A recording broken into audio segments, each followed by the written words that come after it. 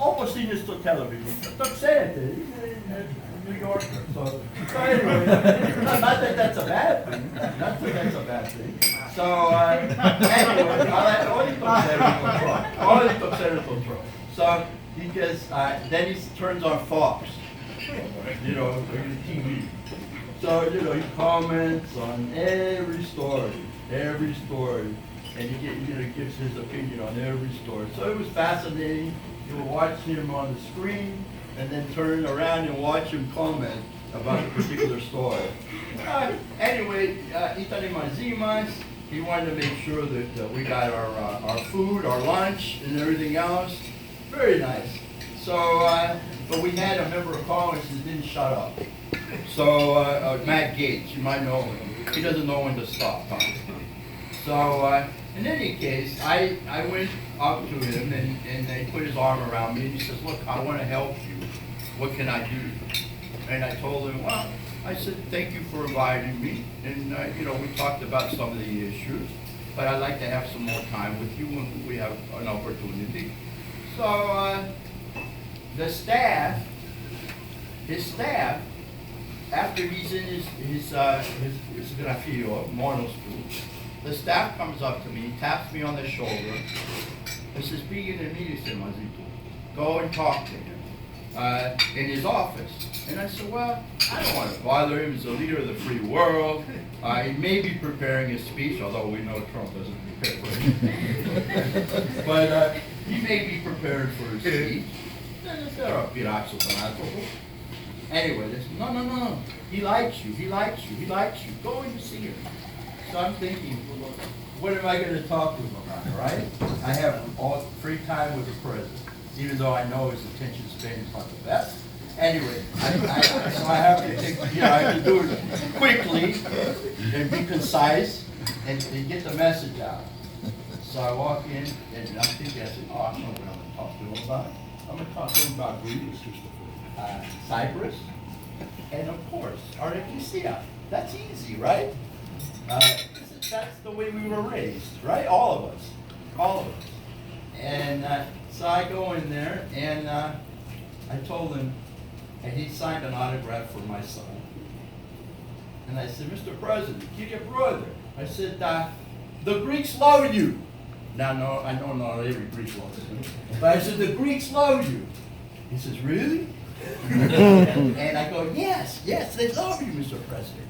And he says, I said, as a matter of fact, you're the only Republican that the majority of them, the only Republican that they voted for president. And in many years, probably in the history of the United States, maybe Nixon because maybe Nixon because of Agnew. I'm thinking after in my mind. But I said, you're the only Republican that the Greeks, voted for. Oh, is that true? I said, yeah. And, in his mind, he's thinking 200,000 Greeks in Florida. I mean, in the United States. How many? Yeah, 2 million. No, 200,000 in New York. What's about 200,000 in New York? 200,000 Greeks in New York. So, More. He's thinking that's a big deal, right? Yeah. Not just in New York, but all over the United States. So I go, I said, they love you even more since you tweeted against Turkey for lack of religious freedom in Turkey and threatened the sanctions. And he said, okay. And I said, let me tell you a little bit about our story. Let me tell you about our story, my people. And tuipa yatin Kipro, tuipa yato patriarchio, that the patriarch has not been recognized. The leader of 300 million Orthodox Christians, tuipa yatin which was close since 1971. And I told them about the Turkish threat, and I was very concise. And then I also said, look, there's no religious freedom in Turkey. There's no religious freedom in the Middle East with the exception of Israel and small pockets. And the Coptic Christians, we need to help them because there are people too. He stands up, gets up off his chair, goes, The Greeks will love me even more. You watch and see. And I said, okay. I said, thank you very much. We're waiting. Really? Yeah. So then the next day, now I don't know if I did this, but the next day, he puts the sanctions on Turkey. And I told him, I said, you're the only president that has stood up to Turkey. Now, we've got to get some action. Right, Mr. Christopher? We've got to have action. We have to have action. But I think that, I don't know if I was responsible, but I put it in his mind. And this is the way he operates. You know him better than I do. It's unconventional, but it's getting things done. When I needed the Anklo River bridge in Tarpon Springs, I called up because I have a lot of friends in the administration. I called up the head of budget, head of the budget, and Mick Mulvaney. And he's one of the most conservative members of the House. Okay? Hey, Mick, this is a good project. I need $3.5 million for my district to dredge the Anklo River. This is where the sponge divers started in Tarpon Springs, going through the Anklo River. So Malay, he said, let me take a look at it, Gus. And I said, okay. 15 minutes later, he calls me back and he says, I will not only give you the money, but I will also come down and sell it for you. So you establish credibility with members of Congress and members of the administration, and you can get things done. You know, I'm known in Washington, D.C.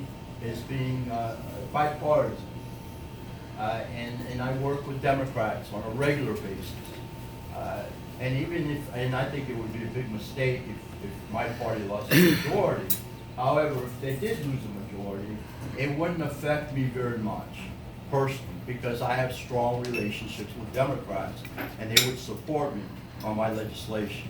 So I just want you to know that I'm a fighter for Lala and Ibro, Patria Kio. The name issue is an identity issue. It's our identity.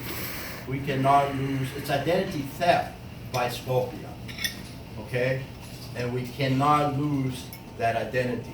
It's also a land grab, maybe not for us, but it's a land grab for our children and our grandchildren, taking it away from Ilana. So we will continue to fight with for these issues. I think the only chance we have to succeed is with, you know, and Mr. Christopher has already seen it. Philip has already seen it in the State Department. The tide is turning a little bit. Okay? Because Turkey has been such a bad actor, and they are depending on Greece.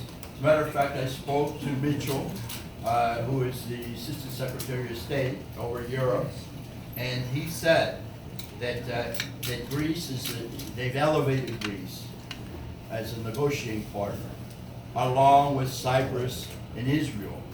So Greece is very important to the United States. Now, and of course, America first, I represent the United States. However, we have to help Elada, right?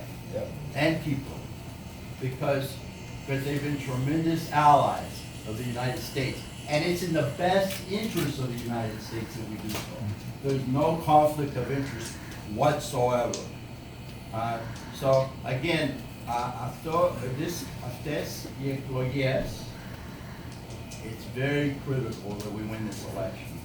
I have the local newspaper for the first time beating me up every day, because I'm with Trump. Every day. And part of the reason I did to form this relationship with Trump is so that he can help us on our issues. I also want him to help us with our veterans, because they are true heroes, and they haven't gotten what they deserve. They need to be taken care of, particularly the younger veterans with PTS and TBI. So, and I'm also working with him on other issues with regard to the visas and everything. So again, really the first administration, Republican or Democrat,